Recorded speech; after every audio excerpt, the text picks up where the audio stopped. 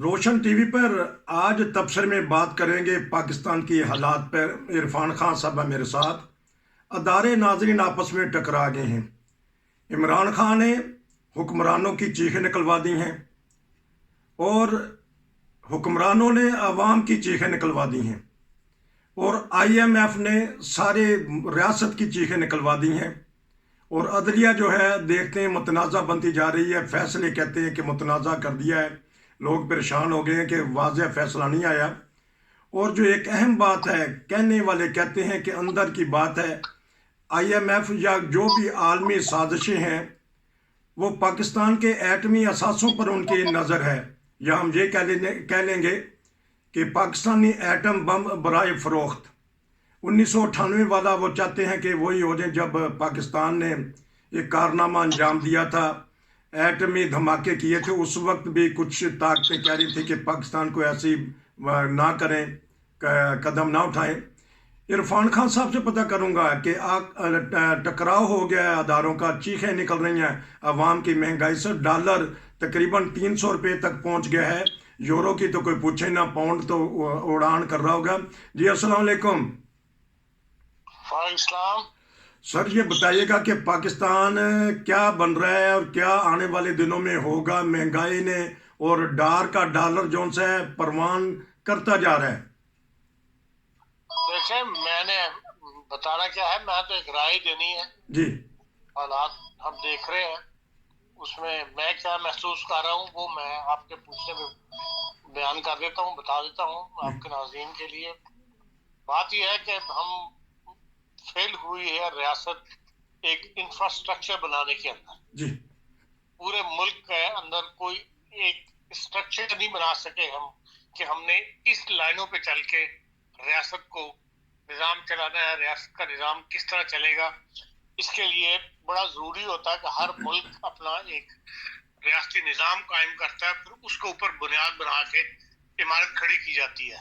ہمارے شروع میں یہ نہیں ہو سکا اور آج تک نہیں ہو سکا، جی اور جس کا نتیجہ یہ ہے کہ آہستہ آہستہ آہستہ آہستہ ہر ادارہ اپنی جگہ مضبوط ہوتا چلا گیا، اپنی انڈیپینڈنٹ اس نے ایک اتھارٹی قائم کر لی، اور اب حالات اس طرح پہنچ گئے ہیں کہ بھئی ہمیں یہ محسوس ہوتا ہے کہ ہمارے ادارے جو ہیں ایک دوسرے سے ٹکرا رہے ہیں اور ایک دوسرے کی پرواہ نہیں کرتے، جس سے ہمیں یہ فیلنگ آتی ہے عام شہری کو کہ بھئی یار یہ تو آپس میں ٹکرا رہے ہیں۔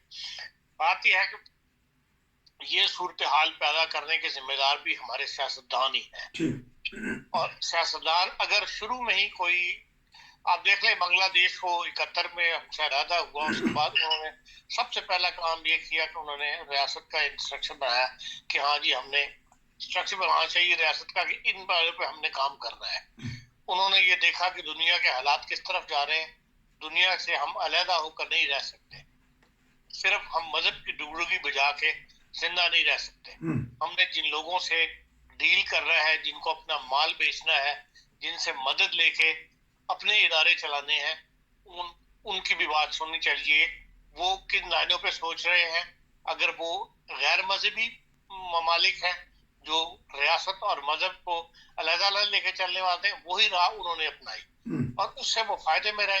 آج دیکھ لیں کہ ان کا ہر چیز جو ہے، وہاں کبھی ایسی صورتحال آپ نے سنی کہ بھئی وہاں ریاست میں آپس میں ٹکرا رہے ہو، یا کسی کو نوکری نہیں مل رہی، یا کوئی انتخابات کی تاریخ نہیں دے رہا تو عدلیہ کو اس میں مداخلت کرنی پڑی ہو، کہیں بھی نہیں ہوتا۔ ہم نے دیکھا، ابھی آخری سی دنیا میں رہتے ہیں، اخبار پڑھتے ہیں، دنیا کے حالات پہ نظر رکھتے ہیں کہ کہیں بھی ایسے حالات پیدا ہوئے کہ بعد کے اوپر جو ہے وہ عدلیہ بیچ میں انوالو ہو رہی ہو۔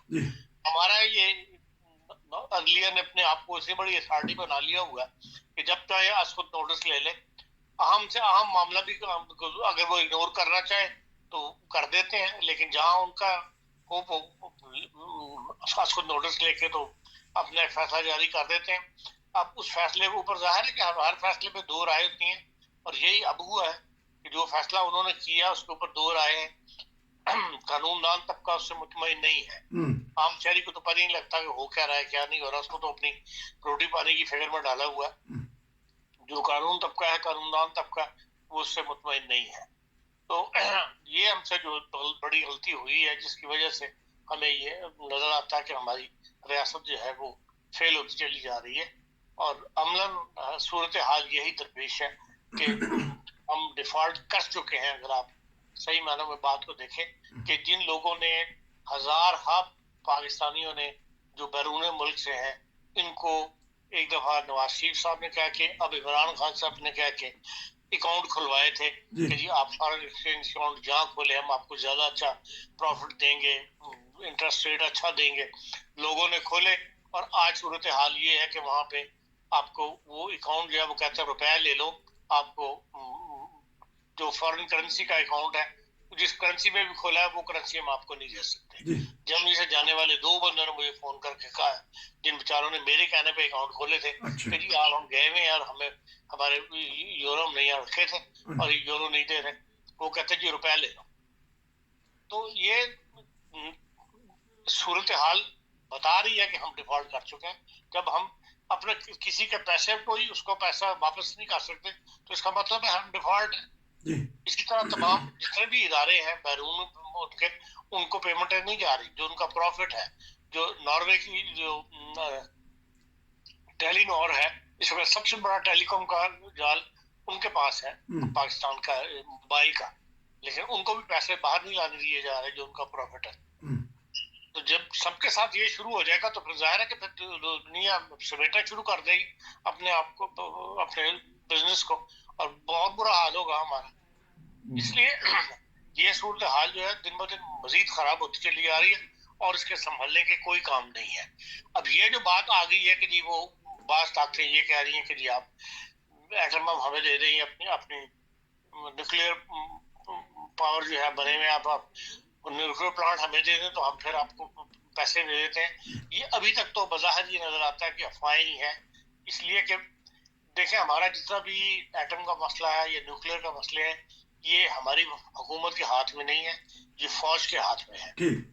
اور جب ان معاملات میں فوج سے مذاکرات ہوں گے اور اس حد تک فوج جانے نہیں دے گی معاملات کو, اس سے بہتر ہے کہ وہ ملک پہ قبضہ کر لے گی. تو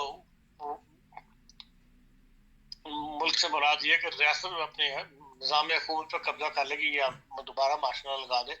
اور ابھی باہر ایسی افواہیں پہلے اڑائی جاتی ہیں اور اس کے بعد پھر ایسے اقدام اٹھائے جاتے ہیں. اگر یہ افواہیں گرم ہونا شروع ہو گئی ہیں پچھلے 3-4 دن سے تو ابھی تک کسی نے کوئی سالڈ بات تو نہیں کی کہ ہاں فلانی حکومت نے یہ اپیل کی ہے یا فلانے ادارے نے یہ اپیل کی ہے, لیکن اس کے لیے مؤثر شروع لگتا ہے کہ ماحول بننا شروع ہو گیا.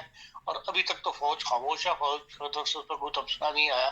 لیکن یہ معاملات جو بھی ہیں یہ ہماری کسی بھی سول حکومت کے ہاتھ میں نہیں ہے, یہ فوج کے ہاتھ میں ہے. اس لیے ابھی ان تک پہنچنے میں وقت لگے گا. جی اصل میں کیونکہ بات ہو رہی ہے تو تبصرہ نگار جو ہے اندر کی بات بعض وہ بتا دیتے ہیں, ان کو بھی پتہ ہے کہ فوج کا ڈنڈا بڑا سخت ہے, تو اس کے باوجود بھی بعض تبصرہ نگار کر دیتے ہیں کہ کچھ شرائط آ رہی ہیں سخت. تو اگر وہ کہتے ہیں کہ اسامہ بن لادن نے چوک کے لے گئے تھے ایٹم بم ہونا سے کی چیز ہے وہ اس کو اٹھا کے نہیں لے گئے تھے, اس کو مار دیا تھا. ہاں میرا مطلب آج بھی چاہتے ہیں کہ کوئی بیماری ہو جائے یہاں پہ ہمارے ایٹمی پلانٹ پڑے ہوئے ہیں, اللہ نہ کرے کہ ایسا ہو. جی بالکل ہی تباہ برباد ہو جائے گا اگر جی یہ نوعیت آ گئی تو. نہیں, اصل میں کوئی نہ کوئی ڈاکٹر قدیر اور ڈھونڈ لیں گے نا جو ایسے راز بتا دے جا کے جس کی وجہ سے ملک کی بدنامی ہوتی ہے. دیکھیں جن لوگوں نے یہ کام کرنے ہیں صاحب دماغ لوگ ہیں, انہوں نے کوئی نہ کوئی پلاننگ ایسی کی بھی ہوگی. جو صاحب لادن کے لیے جنہوں نے اتنا بڑا قدم اٹھا لیا انہوں نے یہ قدم اٹھانا ہوگا تو اس کی بھی انہوں نے پلاننگ کی بھی ہوگی. لیکن خیال یہی ہے کہ ایسا قدم جس سے عوام الناس جو ہے وہ پس جائے یا مر جائے, ایسا قدم نہیں اٹھائیں گے. کوئی اور راستہ جو ہے وہ پیدا کر لیا ہوگا. مہنگائی کا بمب تو مار دیا نا عوام کے اوپر. دیکھیں کہ کیا حالت ہو گئی ہے. لوگ تو آج جب صبح دیکھا 18 روپے ایک دن میں تے باہر والیاں دی تے موجاں لگ گئیاں, تے دوسرا وہ ہے کہ ہن سواد آ گیا جنہاں نے اتنے بھج کے اکاؤنٹ کھلوائے سی اور جائیداداں خریدیاں سن.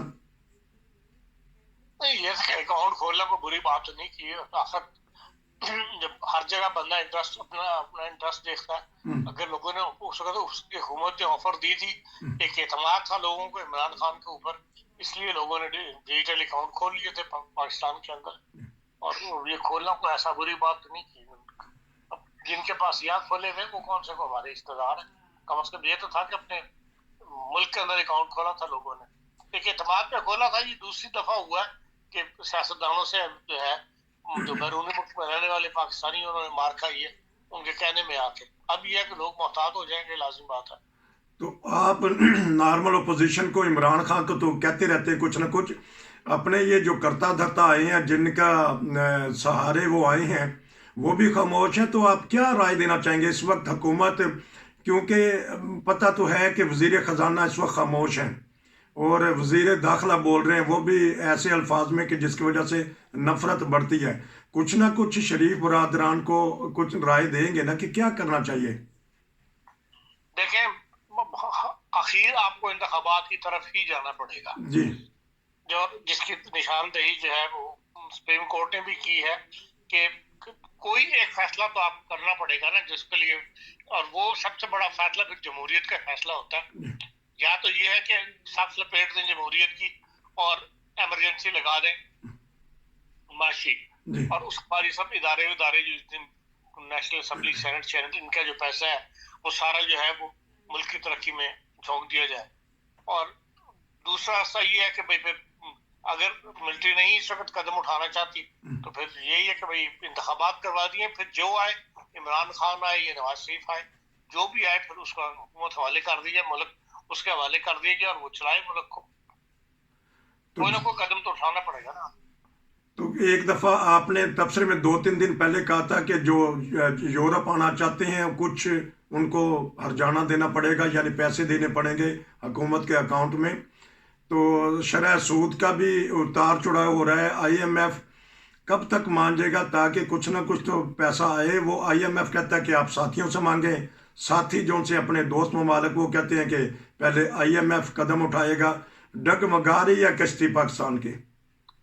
دیکھ لیں فیصلہ امریکہ نے کرنا ہے، امریکہ کی جھولی میں پوری طرح گر جائیں گے تو آئی ایم ایف کے بھی راستے صاف ہو جائیں گے، اور جو ہمارے اتحادی مسلمان بھائی ہیں وہ بھی امریکہ کے کہنے پہ چلنے والے ممالک ہیں، وہ راستہ بھی کھل جائے گا.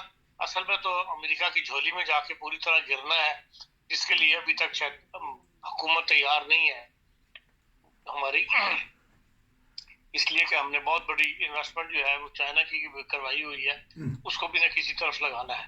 اگر بالکل امریکہ کی جھولی میں جا کے رہیں گے تو پھر امریکہ تو پھر یہ کہے گا کہ ہاں جی صاف لپیٹ دو چائنا کی. اب اتنی پرانی دوستی ہے اس کے اندر اتنا بڑا قدم تو نہیں اٹھایا جاتا، اسی لیے گو کی کیفیت ہے. یا پھر امریکہ کہے گا وہی 1998 والا کہ گفت و شنید کریں، اساسی معاملہ جو ایٹمی اثاثے ہیں اس کے اوپر کریں بات. وہ تو میں نے آپ کو بتایا کہ اس کی افواہیں چل رہی ہیں اور ہو سکتا ہے وہ کسی وقت سامنے آ جائے بات، لیکن ابھی تک کوئی سالڈ بات سامنے آئی نہیں ہے ایسی. چلے ناظرین، یہ تھا ایک فوری طور پہ تبصرہ، کیونکہ افواہیں یہ اڑ رہی ہیں پاکستان کے ایٹمی اثاثے محفوظ نہیں ہیں بقول دوسرے ممالک کے، اور کچھ نہ کچھ بات ہوگی اندر کی جو اس لیے تبصرہ نگار کرتے ہیں. خان صاحب آپ کا بہت شکریہ، انشاءاللہ پھر آپ سے ملاقات ہوگی. نصیر کو اجازت دیجیے، السلام علیکم.